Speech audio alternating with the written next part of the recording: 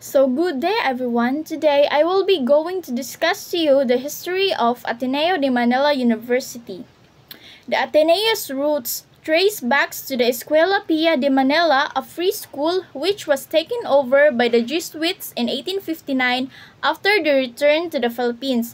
So the former name of the school, Ateneo de Manila University, is Escuela Pia de Manila. Muna siya older name aning eskwelahan.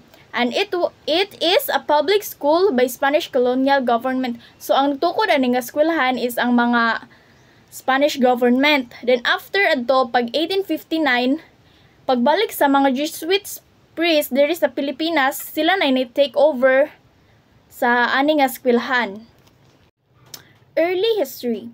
The school was later managed by the Municipality of Manila as the Escuela Municipal de Manila.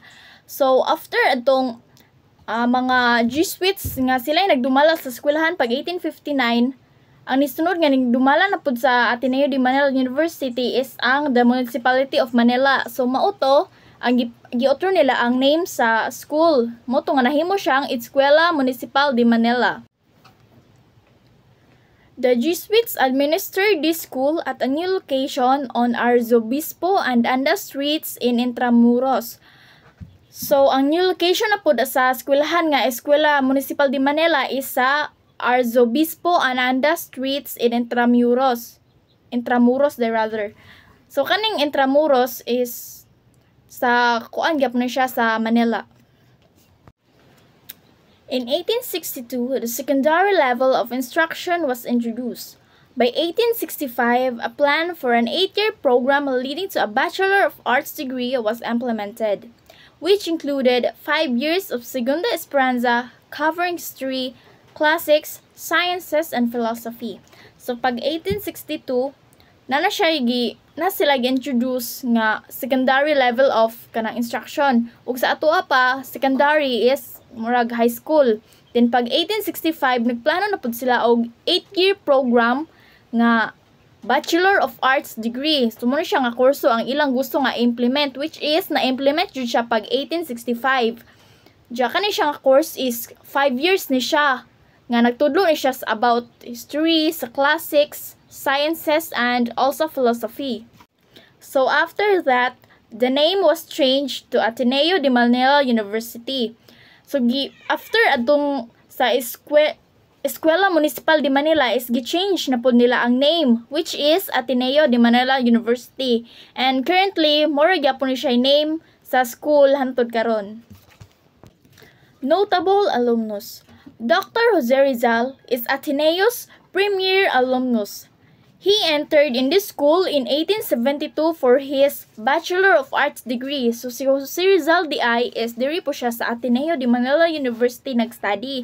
Pag 1872 niya ang course is maotong Bachelor of Arts degree. Then kani si Jose Rizal is one of the premier alumnus ni siya sa kuan ani nga school, which is kaning premier means the first in rank. A premier alumnus is someone who has achieved great success in their field. So, sa atoa pa ni siya is mga siya kinatasan. Like for example, siya ang valedictorian or summa cum laude. Nga na si Jose Rizal sa pag-eskwela niya sa Ateneo de Manila University. Location changes. In 1883, the Jesuits purchased a lot on the present Padre Faura sites to build a seminary. The Ateneo de Manila in Intramuros transferred to Padre Faura in 1932 after a disastrous fire.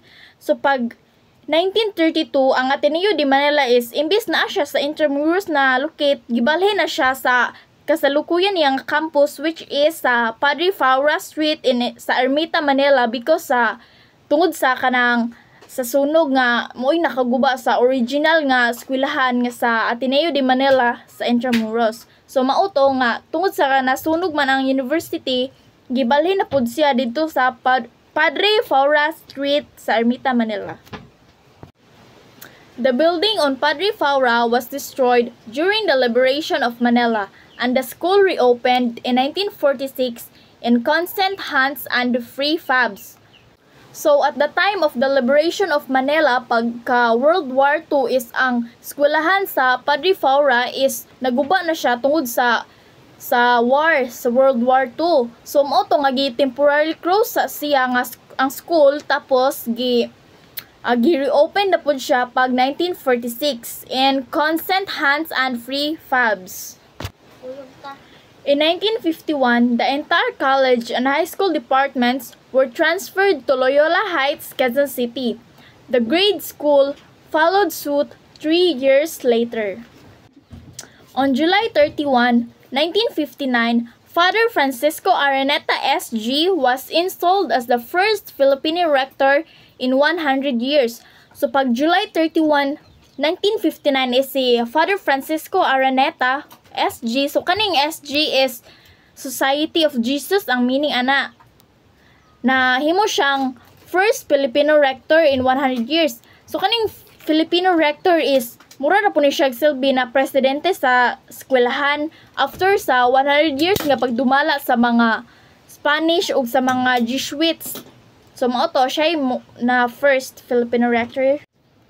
In 1969, Father Pacifico Ortiz, Society of Jesus, was the first president to be elected by the Board of Trustees rather than appointed.